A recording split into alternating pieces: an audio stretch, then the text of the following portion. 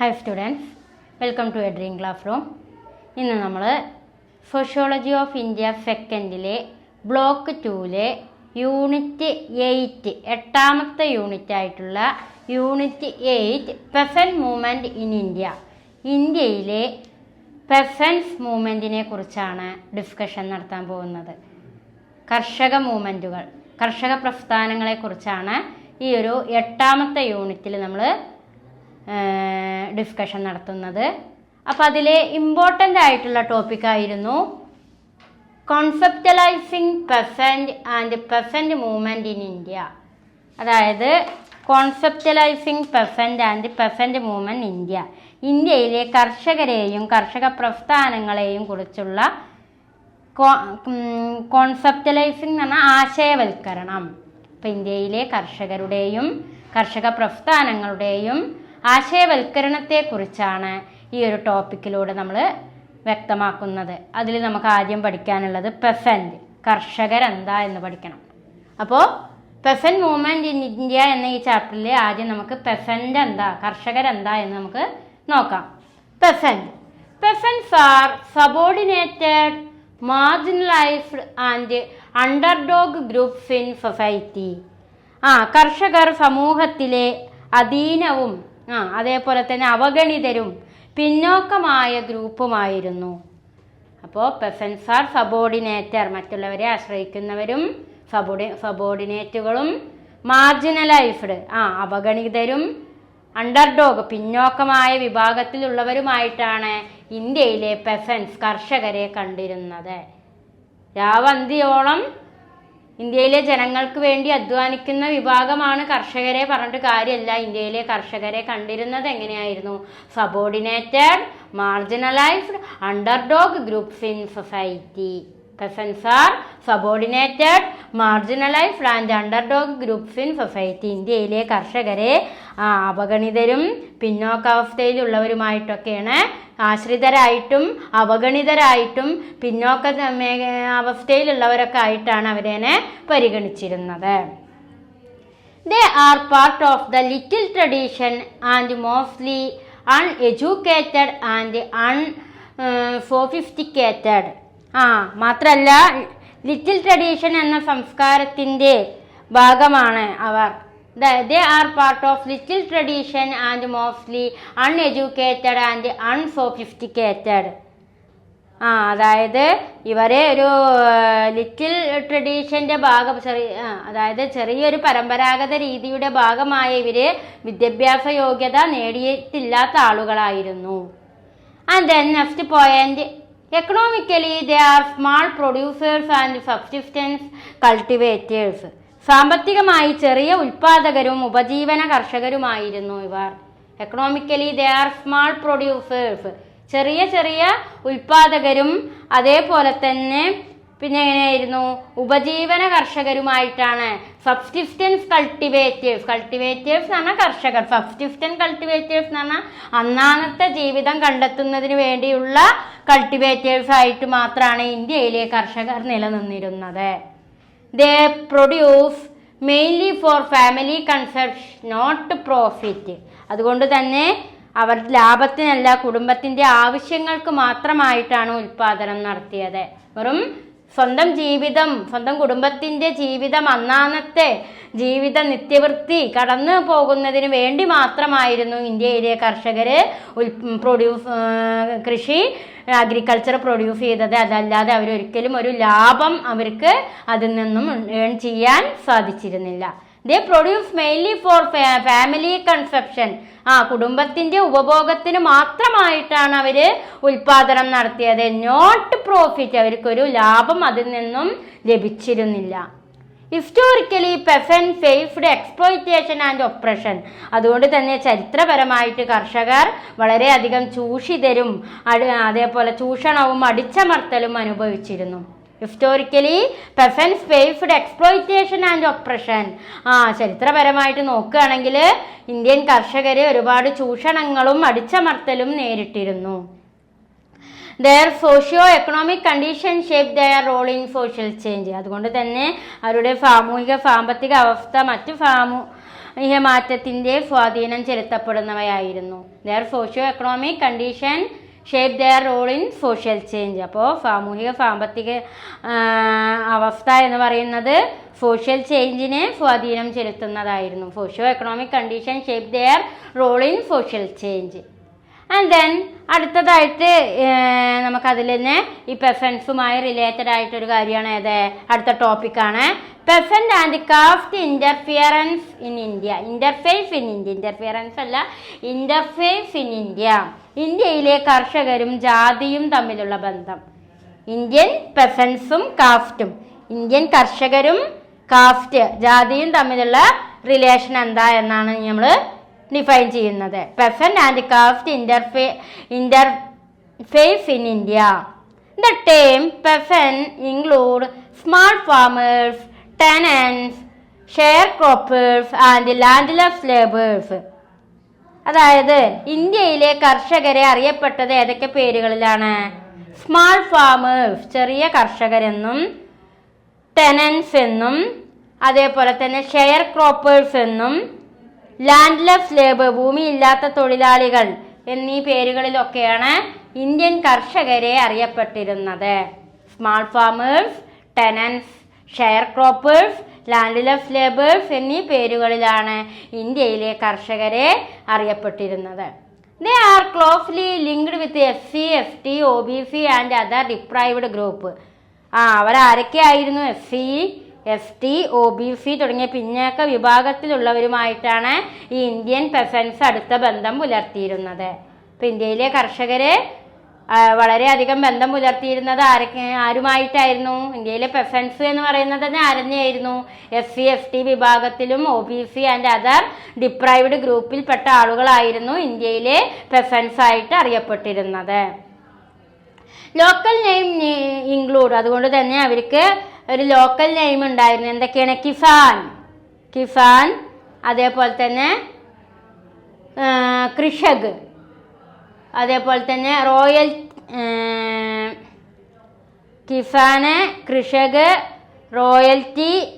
Royalty ചാശി എന്നീ പേരുകളിലൊക്കെയാണ് പെസൻസ് ഇന്ത്യയിലെ പെസൻസിനെ അറിയപ്പെട്ടിരുന്നത്. ഇപ്പം ഇന്ത്യയിലെ പെസൻസിനെ ഏതൊക്കെ പേരുകളിൽ അറിയപ്പെട്ട? കിസാൻ, കൃഷക്, റോയൽറ്റി ചാസി തുടങ്ങിയ പേരുകളിലൊക്കെ ആയിരുന്നു ഇന്ത്യൻ കർഷകരെ അറിയപ്പെട്ടിരുന്നത്. ആൾസോ ഇൻക്ലൂഡ് അതിയാർ, അതേപോലെ തന്നെ ബംഗാച്ചി, ഷെയർ ക്രോപ്പേഴ്സ് എന്ന് പറയും, മജുംദാർ. അതേപോലെ പിന്നെ ഏതൊക്കെ പേരിൽ അതിയാർ എന്നും ബാഗ്ചാഷി എന്നും. ബാഗ്ചാഷി പറഞ്ഞാൽ പങ്കാളിത്ത കർഷകർ എന്നാണ് അറിയപ്പെടുക കേട്ടോ. ബാഗ്ചാഷി അഥവാ ഷെയർ ക്രോപ്പേഴ്സ് എന്ന് പറയും. അതേപോലെ മജുംദാർ എന്നീ പേരുകളിലൊക്കെ ഇന്ത്യൻ കർഷകരെ അറിയപ്പെട്ടിരുന്നു. These terms indicate low social status and marginalisation.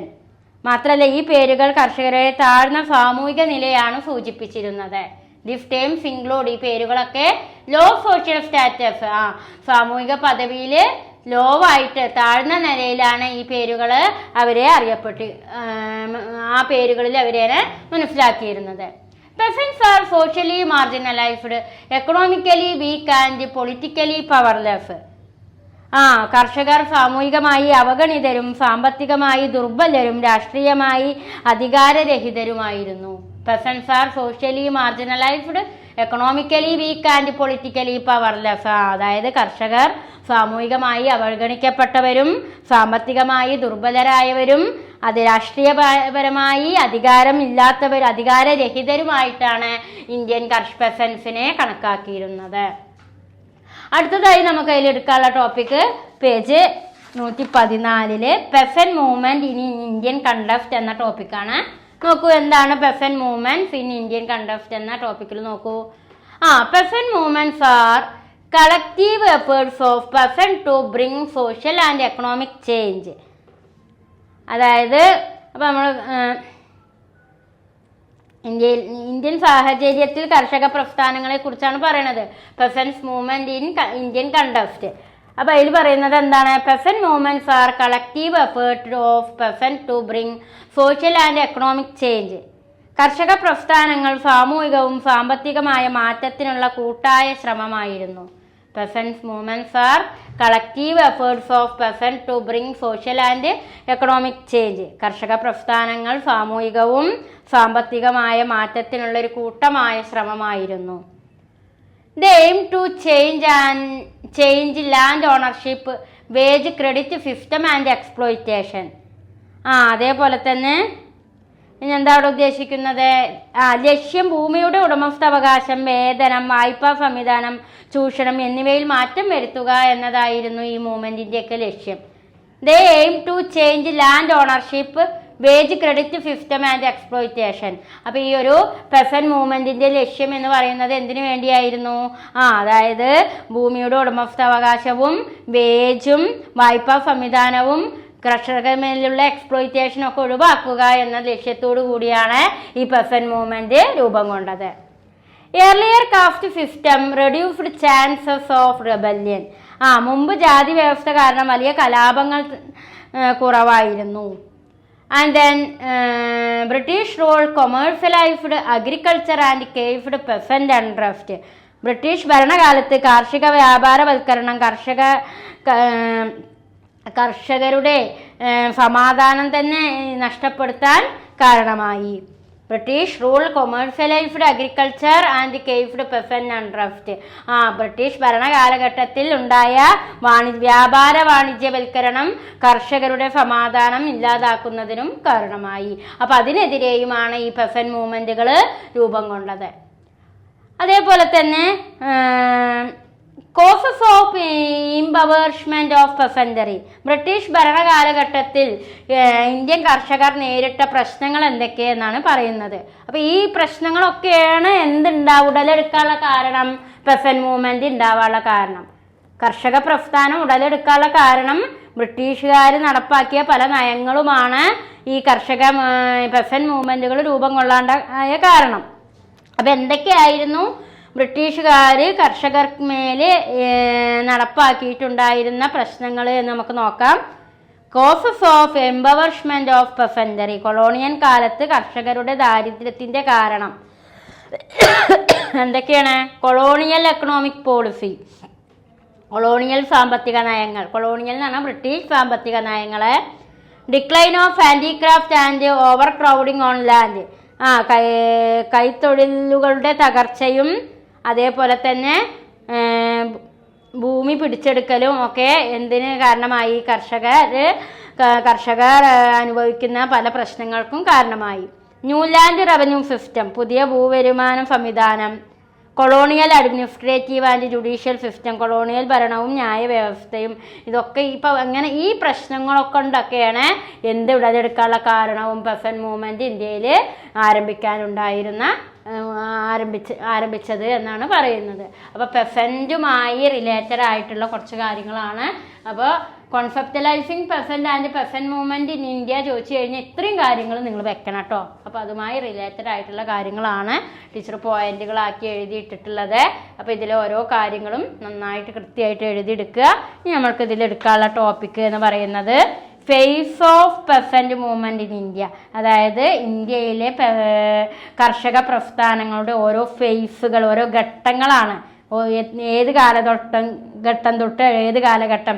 അതായത് ഇനീഷ്യൽ ഫേസ് ഉണ്ട്, സെക്കൻഡ് ഫേസ് ഉണ്ട്, പോസ്റ്റ് ഇൻഡിപെൻഡൻസ് ഫേസ് ഉണ്ട്. അങ്ങനെ 3 ഘട്ടങ്ങളൊക്കെ ആയിട്ടാണ് ഇന്ത്യയിലെ പെസന്റ് മൂവ്മെന്റ് ഉണ്ടായിരുന്നത്. അപ്പോൾ ആ 3 ഘട്ടങ്ങളെയും കുറിച്ച് നമുക്കിനി ഡിസ്കഷൻ നടത്താം കേട്ടോ. ഓക്കെ, അപ്പോൾ നമ്മൾ ഈ യൂണിറ്റിലെ അടുത്ത ടോപ്പിക്കാണ് phases of peasant movement in India. അതായത് പെസന്റ് മൂവ്മെന്റ്സിൻ്റെ, ഇന്ത്യയിലെ പെസന്റ് മൂവ്മെന്റ്സിൻ്റെ ഓരോ ഫേസസുകൾ, 3 ഫേസസ് പറഞ്ഞ ഘട്ടങ്ങൾ. അപ്പോൾ നമുക്ക് ഇന്ത്യയിലെ കർഷക പ്രസ്ഥാനങ്ങളുടെ 3 ഘട്ടങ്ങളാണ് ഇവിടെ ഡിസ്കഷൻ ചെയ്യുന്നത്. ഇന്ത്യയിലെ കർഷക പ്രസ്ഥാനങ്ങളുടെ 3 ഘട്ടങ്ങൾ. അതിലെ ഫസ്റ്റ് ഫേസ് ഇനീഷ്യൽ ഫേസ് എന്ന് പറയും. Second phase and post independent phase, അതാണ് third phase. Initial phase start ചെയ്യുന്നത് 1857 to 1921 വരെയാണ്.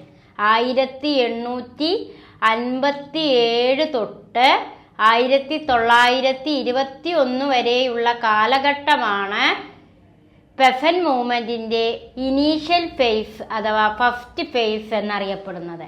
അപ്പോൾ കർഷക പ്രസ്ഥാനങ്ങൾ 3 കാലഘട്ടങ്ങളിലൂടെയാണ് കടന്നുപോയത് ഇന്ത്യയിൽ. അതിലെ ഫസ്റ്റ് ഫേസ് എന്ന് പറയുന്നതാണ് ഇനീഷ്യൽ ഫേസ്. 1857 തൊട്ട് 1921 വരെയുള്ള കാലഘട്ടമായിരുന്നു ഇനീഷ്യൽ ഫേസ്. എന്തൊക്കെ കാര്യങ്ങളാണ് ഇനീഷ്യൽ ഫേസിൽ പെസന്റ് മൂവ്മെന്റ്സിൽ ഉണ്ടായത് നോക്കൂ. Characterised by sporadic and spontaneous revolt without proper leadership. അതായത് ശരിയായ ഒരു നേതൃത്വമോ അതേപോലെ തന്നെ നേതൃത്വമില്ലാതെ സ്വാഭാവികമായും ഒരു ചിതറിപ്പോയ ഒരു കലാപമായിരുന്നു ആദ്യ കാലഘട്ടത്തിൽ. And causes high land revenue, zamindar oppression, famine, economic depression. അതിൻ്റെ പ്രധാന കാരണം എന്ന് പറയുന്നത് എന്തൊക്കെയാണ്? ഉയർന്ന ഭൂനികുതി, സെമീദാർ ഒപ്രഷൻ, സെമീദാർമാരുടെ പീഡനം, ഫാമിൻ, ക്ഷാമം, എക്കണോമിക് ഡിപ്രഷൻ, സാമ്പത്തിക മാന്ദ്യം തുടങ്ങിയായിരുന്നു ആദ്യ കാലഘട്ടത്തിലെ ഈ ഒരു പെസന്റ് മൂവ്മെന്റിന് കാരണമായത്. വളരെയധികം ശരിയായ നേതൃത്വമൊന്നുമില്ലാതെ ഒരു ചിതറിപ്പോയ രീതിയിലുള്ള ഒരു ലീഡർഷിപ്പായിരുന്നു ആദ്യ കാലഘട്ടത്തിൽ ഈ ഒരു ഇനീഷ്യൽ ഫേസിൽ പെസൻസിന്മേൽ നിലനിന്നിരുന്നത്. മാത്രമല്ല അതുകൊണ്ട് തന്നെ ഈ ഒരു മൂവ്മെന്റ് ഉണ്ടാവാനുള്ള കാരണം എന്ന് പറയുന്നത് അമിതമായിട്ടുള്ള ഭൂനികുതിയും അതേപോലെ സെമീദാർമാരുടെ പീഡനവും അതേപോലെ തന്നെ ഫാമിൻ, ക്ഷാമവും അതേപോലെ എക്കണോമിക് ഡിപ്രഷനൊക്കെയാണ് ഈ ഒരു പ്രശ്നം, ഈ ഒരു ഫസ്റ്റ് ഫേസിൽ പെസന്റ് മൂവ്മെന്റ് ഉണ്ടാകാനുള്ള കാരണം. അതേപോലെ ഈ ഒരു കാലഘട്ടത്തിൽ ഉണ്ടായിട്ടുള്ള പ്രധാനപ്പെട്ട മേജർ മൂവ്മെന്റുകൾ ഏതൊക്കെ നോക്കൂ. അതായത് കർഷകർക്ക് വേണ്ടി രൂപം കൊണ്ട പ്രധാനപ്പെട്ട പെസന്റ് മൂവ്മെന്റ്സുകളാണ്. എന്ന് തൊട്ട് എന്ന് വരെ 1857 മുതൽ 1921 വരെയുള്ള കാലഘട്ടത്തിൽ ഉണ്ടായിട്ടുള്ള മേജർ മൂവ്മെന്റ്സുകളാണ് പറയുന്നത്.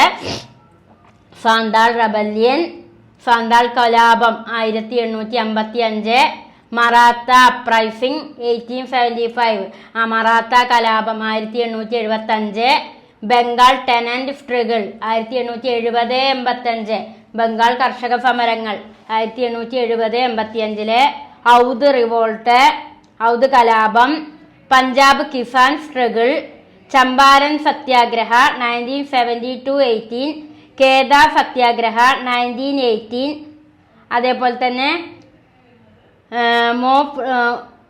മോഫ് റബല്യൻ, മാപ്പിള ലഹള 1921, and ചമ്പാര and കേദ movement led by Mahatma Gandhi under Indian national Congress. ചമ്പാരയും അതേപോലെ തന്നെ കേദ മൂവ്മെന്റിന് നേതൃത്വം വഹിച്ചത് ഇന്ത്യൻ നാഷണൽ കോൺഗ്രസിന്റെ നേതാവായിട്ടുള്ള മഹാത്മാഗാന്ധി ആയിരുന്നു. ഇത്രയും കലാപങ്ങളാണ് ഫസ്റ്റ് ഫേസിൽ പെസന്റ് മൂവ്മെന്റ്സ് ഇൻ ഇന്ത്യയിലെ ഫസ്റ്റ് ഫേസിൽ ഉണ്ടായിട്ടുള്ളത്. മനസ്സിലായോ? Santhal rebellion, Maratha uprising, Bengal tenant struggle, ഔദ് revolt, Punjab Kisan struggle, Champaran സത്യാഗ്രഹ, കേദ സത്യാഗ്രഹ, മോൾഫ് റബല്യൻ. ഇത്രയും. അതേപോലെ ഈ ചമ്പാരൻ ആൻഡ് കേദ മൂവ്മെന്റിന് നേതൃത്വം കൊടുത്തത് മഹാത്മാഗാന്ധി ആയിരുന്നു കേട്ടോ. അടുത്തതാണ് peasant മൂവ്മെന്റിലെ second phase. Second phase തുടങ്ങുന്നത് എത്ര തൊട്ട് എത്ര വരെ? 1923 തൊട്ട് 1946, 1923 തൊട്ട് 1946 വരെയുള്ള കാലഘട്ടമാണ് സെക്കൻഡ് ഫേസ് ആയിട്ട് അറിയപ്പെടുന്നത്. 1923 തുടങ്ങി 46 വരെയുള്ള കാലഘട്ടമാണ് പെസൻസ് മൂവ്മെന്റ്സിലെ സെക്കൻഡ് ഫേസ്. അതിൽ ഫസ്റ്റ് പോയിന്റ് എന്താ പറയണത് നോക്കൂ. Emergence of class consciousness peasant organisation. ഒരു വർഗബോധമുള്ള കർഷക സംഘടനകൾ രൂപപ്പെട്ടു. Emergence of class consciousness peasant organisation. അതായത് ഒരു വർഗബോധമുള്ള കർഷക സംഘടനകൾ രൂപപ്പെടാൻ ഈ സെക്കൻഡ് ഫേസ്, രണ്ടാമത്തെ ഫേസ് കാരണമായി. Formation of Kisan Sabha to protect peasant right. കർഷകരുടെ അവകാശങ്ങൾ സംരക്ഷിക്കാൻ കിസാൻ സഭകൾ ആരംഭിച്ചു. Formation of Kisan Sabha to protect peasant right. Formation of All India Kisan Sabha in 1936. അതേപോലെ തന്നെ 1936 ഓൾ ഇന്ത്യ കിസാൻ സഭയ്ക്ക് രൂപം കൊടുത്തു. അതേപോലെ major role played a Communist Party of India. Communist Party of India പ്രധാന പങ്ക് വഹിച്ചിരുന്നു. അതേപോലെ പിന്നെ ഇമ്പോർട്ടൻ്റ് ആയിട്ടുള്ള മൂവ്മെൻറ്റുകളാണ് ഏതൊക്കെയാണ്? Tebhaga movement Bengal, Telangana movement Hyderabad state. ഇതൊക്കെ ഈ സെക്കൻഡ് ഫേസിൽ വരുന്നത് കേട്ടോ. അപ്പോൾ ഇത്രയും കാര്യങ്ങളാണ് സെക്കൻഡ് ഫേസിൽ നമുക്ക് പ്രധാനമായിട്ടും വ്യക്തമാക്കാനുള്ളത്. 3 ഫേസാണ് ടീച്ചർ പറഞ്ഞു. ഇനീഷ്യൽ ഫേസ്, സെക്കൻഡ് ഫേസ്, അടുത്തതാണ് പോസ്റ്റ് ഇൻഡിപെൻഡൻസ് ഫേസ്. ആഫ്റ്റർ 1947 1947 ശേഷം രൂപം കൊടുത്ത ഘട്ടമാണ് പോസ്റ്റ് ഇൻഡിപെൻഡൻസ് ഫേസ്. സ്വാതന്ത്ര്യാനന്തര ഘട്ടം എന്ന് പറയും. അതിൽ first one, peasant movement continue due to land inequality and low wage. ഭൂവിതരണ അസമത്വവും കുറഞ്ഞ വേതനവും കാരണം സമരങ്ങൾ തുടർന്നുകൊണ്ടിരുന്നു. Peasant movements continue due to land inequality and low wage. അതായത് വേജിൽ വരുന്ന ഭൂവിതരണ അസമത്വവും അതേപോലെ തന്നെ കുറഞ്ഞ വേതനവും കാരണം സമരങ്ങൾ തുടർന്നുകൊണ്ടിരുന്നു. Led mainly by left parties like Communist Party of India, Marxist. അതേപോലെ തന്നെ കമ്മ്യൂണിസ്റ്റ് പാർട്ടി ഓഫ് ഇന്ത്യയുടെ നേതൃത്വത്തിലും എന്ത് നിലനിന്നിരുന്നു? ഈ ഒരു മൂവ്മെൻറ്റുകൾ നിലനിന്നിരുന്നു. Led mainly by left parties like Communist Party of India, Marxist.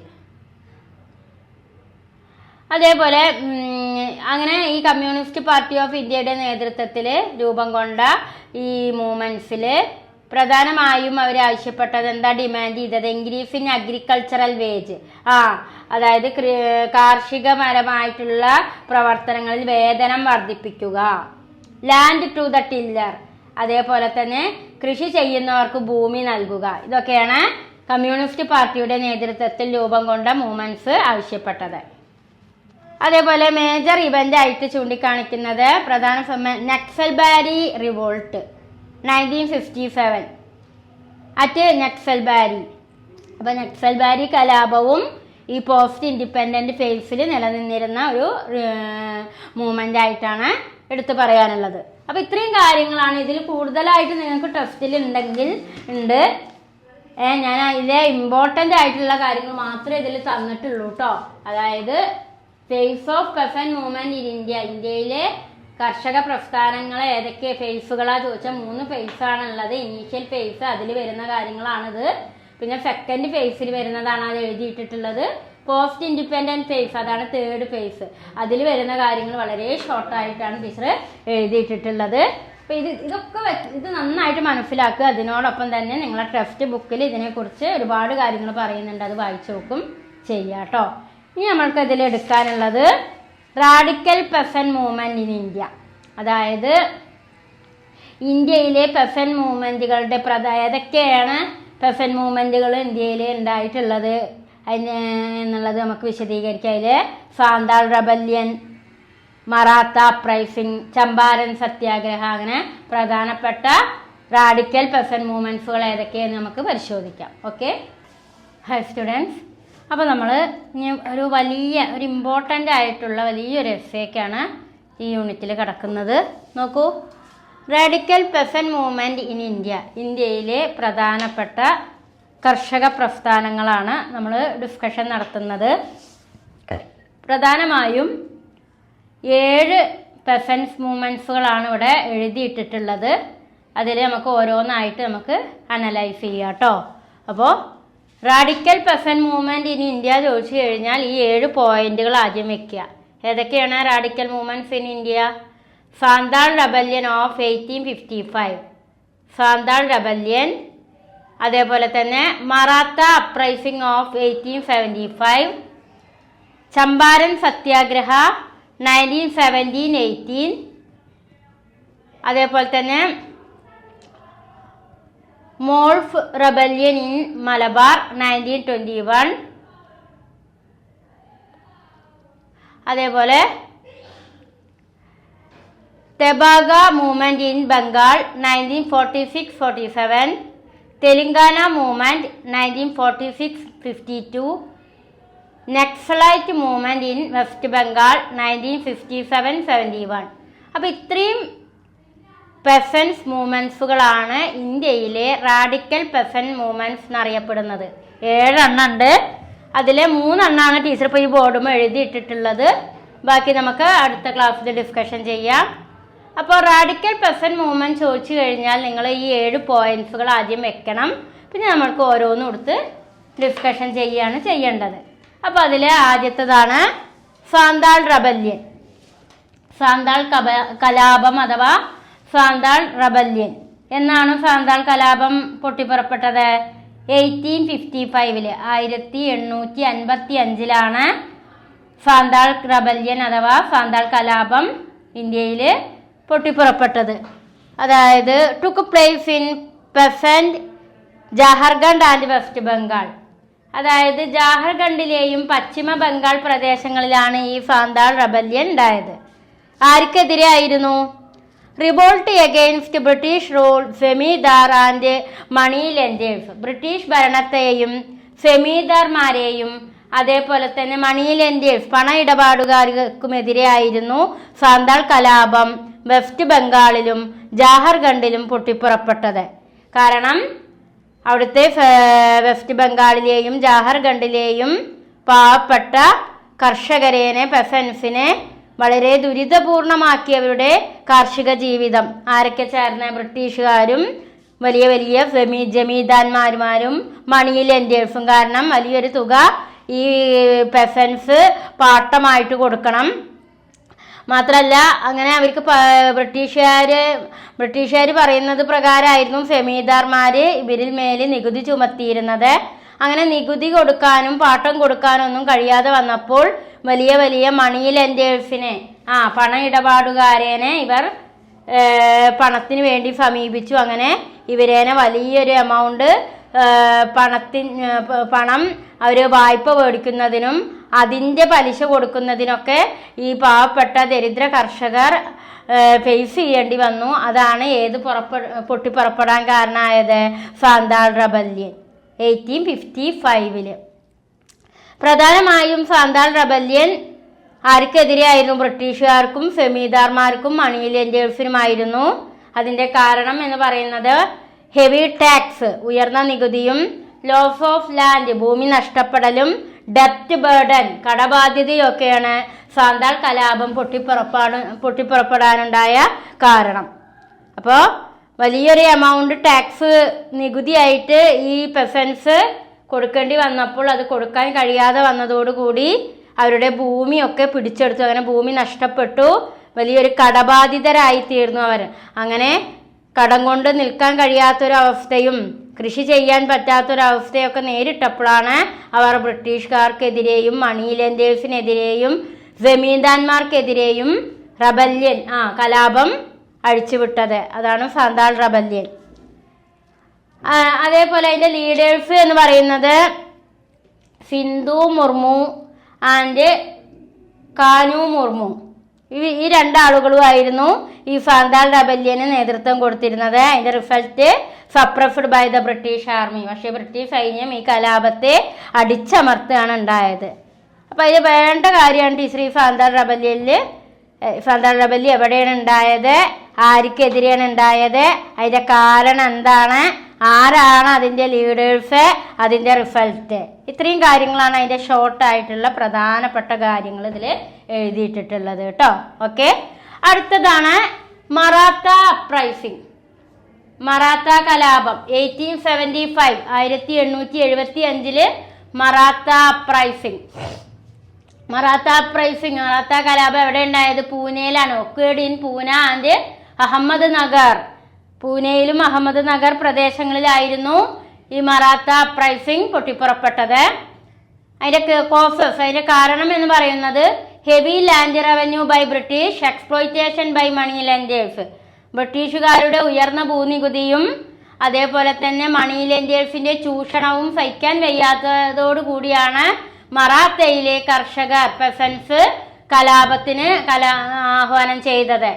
Heavy land revenue by ബ്രിട്ടീഷുകാർ അമിതമായിട്ട് ലാൻഡ് റവന്യൂ ഉയർന്ന ഭൂനികുതി ഈടാക്കിയതും മണി ലെൻഡേഴ്സ് ഈ കർഷകരെ എക്സ്പ്ലോയിറ്റേഷൻ ചെയ്തതൊക്കെയാണ് മറാത്തയില് പെസൻസ് അവിടെ കലാപം അഴിച്ചുവിടാൻ കാരണമായത്.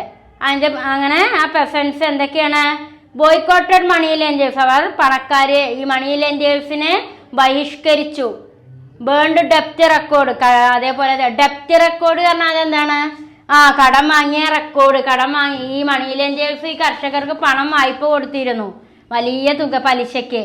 അപ്പൊ അതൊന്നും അവർക്ക് തിരിച്ചടയ്ക്കാൻ കഴിഞ്ഞിരുന്നില്ല. അപ്പൊ ആ റെക്കോർഡ് അവസാനം ഈ കർഷകരുടെ നേതൃത്വത്തില് കലാപം പൊട്ടിപ്പുറപ്പെട്ടു. അങ്ങനെ കർഷകര് ഈ മണി ലെൻഡേഴ്സ് സൂക്ഷിച്ചിരുന്ന ആ കടബാധ്യതകളുടെ റെക്കോർഡ് ബുക്കൊക്കെ കർഷകർ എന്ത് ചെയ്തു? നശിപ്പിക്കുകയാണ് ചെയ്തത് കേട്ടോ.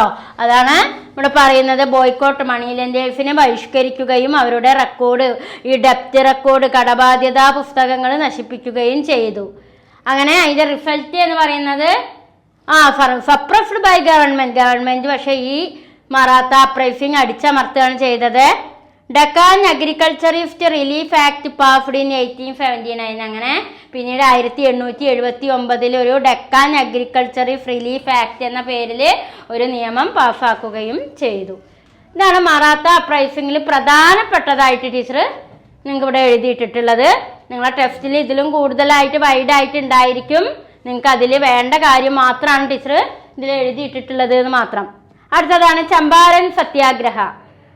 ചമ്പാരൻ സത്യാഗ്രഹം സ്റ്റാർട്ട് ചെയ്തത് 1970 ആൻഡ് 18. 1917-18 കാലഘട്ടത്തിലാണ് ചമ്പാരൻ സത്യാഗ്രഹ ആരംഭിച്ചത്.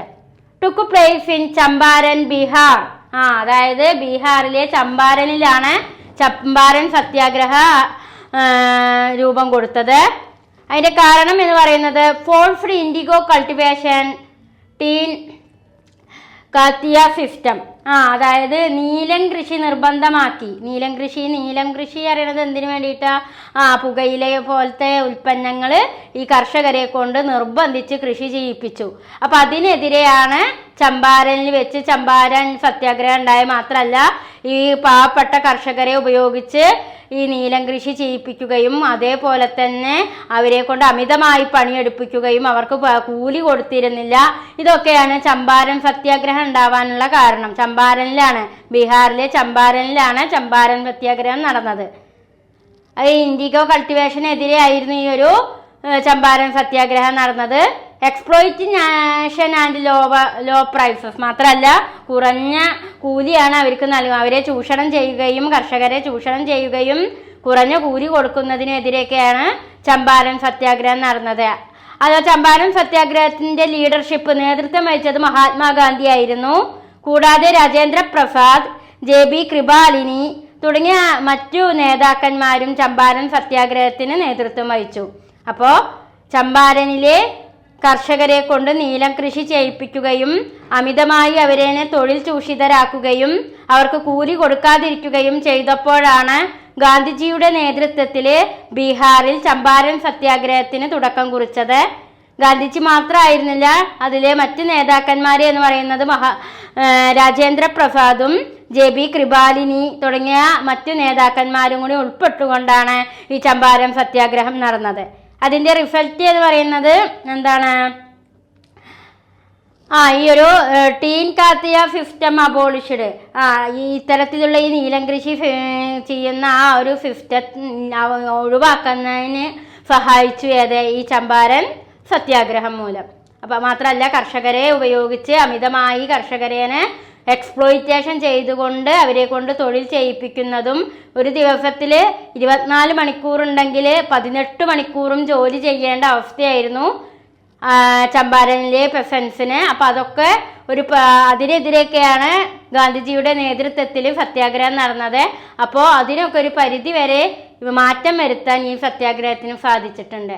അപ്പോൾ കുട്ടികളെ, നമ്മൾ റാഡിക്കൽ പെസന്റ് മൂവ്മെന്റ് ഇൻ ഇന്ത്യയിലെ 3 റാഡിക്കൽ പെസന്റ് മൂവ്മെന്റ് അപ്പോൾ മനസ്സിലാക്കിയേ. സാന്താൾ റെബല്യൻ, മറാത്ത അപ്രൈസിംഗ്, ചമ്പാരൻ സത്യാഗ്രഹ. ഇനി നമുക്ക് 4 എണ്ണം കൂടി പഠിക്കാണ്ട്. മോൾഫ് റെബല്യൻ അതേപോലെ തന്നെ Tebhaga movement, Telangana movement, Naxalite movement, ഈ 4 മൂവ്മെൻറ്റും കൂടി നമുക്ക് ഈ ഒരു യൂണിറ്റിലെ ലാസ്റ്റ് ഭാഗമായിട്ട് നമുക്ക് പഠിക്കാനുണ്ട്. അതെന്തായെന്ന് നമുക്ക് നോക്കാം. ഓക്കെ, അപ്പോൾ ഇനി നമ്മൾക്ക് ഇതിൽ Moplah rebellion, Tebhaga movement, Telangana movement, Naxalite movement, ഈ 4 പോയിൻറ്റ്സുകളുമാണ് റാഡിക്കൽ പെസൻ മൂവ്മെൻറ്റ് ഇന്ത്യ എന്ന ഈ ഒരു എസ്സേ ക്വസ്റ്റ്യനിൽ ഇനി പറയാനുള്ളത്. മോപ്പള എന്നാട്ടോ പറയുക. ഞാൻ നേരത്തെ പറഞ്ഞതിൽ മിസ്റ്റേക്ക് ഉണ്ടായിരുന്നു. മോപ്പലഹ് എന്നാണ് ഞാൻ പറഞ്ഞത്.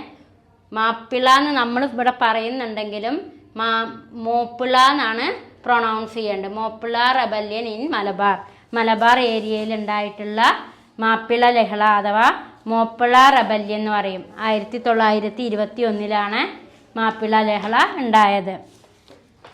Took place in Malabar Kerala, കേരളത്തിലെ മലബാറിലാണ് മോപ്പിള റെബല്യൻ ഇൻട്രൊഡ്യൂസ് ചെയ്തത്. Revolt by Moplah Muslim peasant against Hindu landlord and British, അതായത് മാപ്പിള മുസ്ലിം കർഷകരും ഹിന്ദു സെമീദാർമാരും ബ്രിട്ടീഷുകാർക്കെതിരെ നടത്തിയ കലാപമായിരുന്നു ഇത്. Revolt by Moplah Muslim peasant against Hindu landlord and British, ബ്രിട്ടീഷുകാർക്കെതിരെ കേരളത്തിലെ മുസ്ലിം പെസൻസും അതേപോലെ തന്നെ ഹിന്ദു ലാൻഡ് ലോഡ്സും കൂടി ചേർന്ന് നടത്തിയ ഒരു റിവോൾട്ടായിരുന്നു മാപ്പിള റെബല്യൻ. പ്രധാനമായും ഇതിൻ്റെ കാരണം എന്ന് പറയുന്നത് ഹൈ റെൻറ്റ്, ഉയർന്ന പാട്ടം കൊടുക്കേണ്ടി വന്നതും, ഇൻസെക്യൂരിറ്റി ഓഫ് ലാൻഡ്, ഭൂമിയുടെ സുരക്ഷിതത്വമില്ലായ്മയും, ലാൻഡ് ലോഡ് എക്സ്പ്ലോയിറ്റേഷൻ, അതേപോലെ തന്നെ സെമീദാർമാരുടെ ചൂഷണവും, മൂവ്മെൻറ്റ് സ്പ്രെഡ് അക്രോസ് മലബാർ, അതേപോലെ തന്നെ മലബാറിൽ മൊത്തത്തിലുള്ള ഈ ഒരു മൂവ്മെൻറ്റിൻ്റെ സ്പ്രെഡിങ്ങും, British suppress the rebellion many peasants were killed.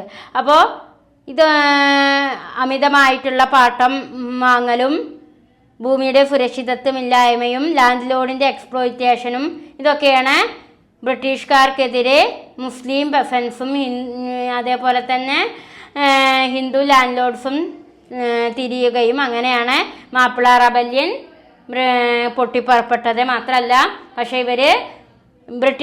Britishers ഇതിനെ അടിച്ചമർത്തുക ചെയ്തത്.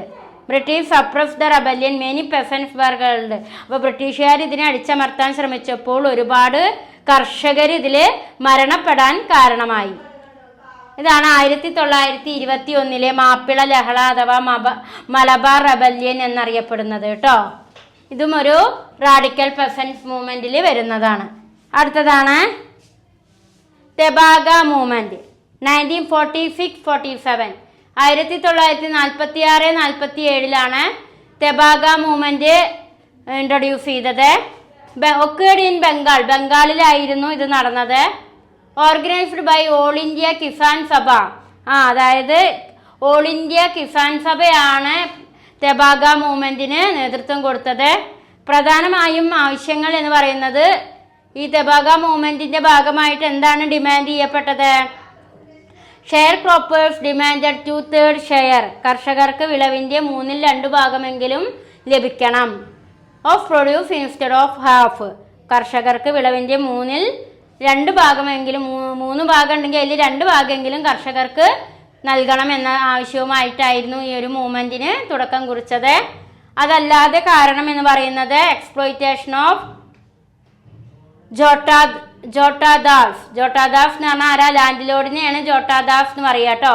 അപ്പോൾ ലാൻഡ് ലോഡുകളുടെ ചൂഷണവും പുവർ എക്കണോമിക് കണ്ടീഷൻ, സാമ്പത്തിക മേഖലയിലുള്ള ദരിദ്രമായ സാമ്പത്തിക സാഹചര്യവും ഇതൊക്കെയാണ് ഈ ഒരു തെബാഗ മൂവ്മെൻറ്റിന് തുടക്കം കുറിച്ചത്. സം ഷെയർ കോപ്പേഴ്സ് ഗോട്ട് തെബാഗ റൈറ്റ്, മാത്രമല്ല ചില കർഷകർ തെബാഗ അവകാശം ലഭിക്കുകയും ചെയ്തു. ഇത്രയും കാര്യങ്ങളാണ് തെബാഗ മൂവ്മെൻറ്റിലെ പ്രധാനപ്പെട്ട കാര്യങ്ങളായിട്ട് ചൂണ്ടിക്കാണിക്കാനുള്ളത്. അടുത്തതാണ് തെലുങ്കാന മൂവ്മെൻറ്റ് 1946-52. 1946-52 തെലുങ്കാന മൂവ്മെൻറ്റ്. അത് ഞാൻ വെറും അതിൻ്റെ ഹിൻസുകളെ തന്നിട്ടുള്ളൂ, വെറും പോയിൻറ്റ്സ് മാത്രമേ ഉള്ളൂ. എസ് ആയിട്ട് ചോദിക്കുമ്പോൾ ഞാൻ ഈ തന്നത് എഴുതിയാൽ മതി. ഇത് ഓരോന്നായിട്ട് ചോദിക്കുമ്പോൾ നിങ്ങൾ ടെസ്റ്റിൽ നിന്ന് കുറച്ചും കൂടിയും കാര്യങ്ങളൊക്കെ മനസ്സിലാക്കണം കേട്ടോ. അതിൽ വേണ്ട കാര്യങ്ങൾ മാത്രമാണ് ടീച്ചറോട് എഴുതിയിട്ടിട്ടുള്ളത്. പൊതുവേ ഇത് എസ് ആയിട്ട് ആവും ചോദിക്കുക. റാഡിക്കൽ പെർസൺ മൂവ്മെൻറ്റ് ഇന്ത്യ ചോദിച്ചാൽ ഈ 7 പോയിന്റ് എഴുതുക. ഓരോന്നും ഇതേപോലെ എക്സ്പ്ലെയിൻ ചെയ്യുക. ഓക്കെ. അതേപോലെ തെലങ്കാന മൂവ്മെൻറ്റിൽ എന്താ പറയണത് നോക്കൂ. Took place in Hyderabad state present Telangana. അതായത് ഹൈദരാബാദ് സംസ്ഥാനത്തിലാണ് ഈ ഒരു തെലങ്കാന മൂവ്മെൻറ്റിന് തുടക്കം കുറിച്ചത്. Led by Communist Party of India. Communist പാർട്ടിയാണ് ഇതിന് നേതൃത്വം നൽകിയത്. ഇതിന് ആർക്കെതിരെ ആയിരുന്നു? എഗെയിൻസ്റ്റ്. എതിർത്തത് എന്തിനു വേണ്ടിയിട്ടാ? ഫ്യൂഡൽ ലാൻഡ് ലോഡ്സിനും സെമീദാർമാരുടെ പീഡനത്തിനെതിരെയും ഫോഴ്സ്ഡ് ലേബർ നിർബന്ധിത തൊഴിലിനുമെതിരെയായിരുന്നു ഈ ഒരു സമരം. And peasant formed village committee and fought landlord. കർഷകർ ഗ്രാമ കമ്മിറ്റികൾ രൂപീകരിച്ചു. ഈ ഒരു മൂവ്മെന്റിന്റെ ഭാഗമായിട്ട് peasant formed village committee and fought landlords. കർഷകർ ഗ്രാമ കമ്മിറ്റികൾ രൂപീകരിച്ചു. അതേപോലെ movement was suppressed by Indian army. പക്ഷേ ഇന്ത്യൻ സൈന്യം സമരത്തെ അടിച്ചമർത്തി. അടുത്തത് നമുക്ക് എടുക്കാനുള്ളത് നക്സലൈറ്റ് മൂവ്മെന്റ് ആണ്, അഥവാ Naxalbari movement in West Bengal. 1967 to 71 Naxalite movement ഉണ്ടായത്. എന്താണെന്ന് ജസ്റ്റ് ഒന്ന് പറഞ്ഞുതരാം. 1967 ഈ ഒരു നക്സലൈറ്റ് മൂവ്മെന്റിന് തുടക്കം കുറിച്ചത്. കാരണം എന്ന് പറയുന്നത് എന്താ നോക്കൂ. അതിൻ്റെ പ്രധാന കാരണം എന്ന് പറയുന്നത് eviction of പെസൻസ്. Eviction of പെസൻസ്, failure of land reform. അതായത് കർഷകരെ ഭൂമിയിൽ നിന്നും പുറത്താക്കുകയും ഭൂസമര നിയമങ്ങളുടെ പരാജയമാണ് ഈ ഒരു മൂവ്മെന്റിന്റെ കാരണം. കർഷകരെ ഭൂമിയിൽ നിന്നും പുറത്താക്കുക, അതായത് eviction of peasant, failure of land reform. ഈ 2 കാരണങ്ങൾ കൊണ്ടാണ് നക്സലൈറ്റ് മൂവ്മെന്റ് രൂപം കൊണ്ടത്. Peasant revolt against land load. അതുകൊണ്ട് തന്നെ കർഷകര് ലാൻഡ് ലോഡ്സിനെതിരെ തിരിയുകയാണ് ഉണ്ടായത്. It become A major radical peasant movement. അതേപോലെ തന്നെ ഇതൊരു പ്രധാന വിപ്ലവ കർഷക സമരമായി മാറുകയാണ് പിന്നീട് ചെയ്തത്.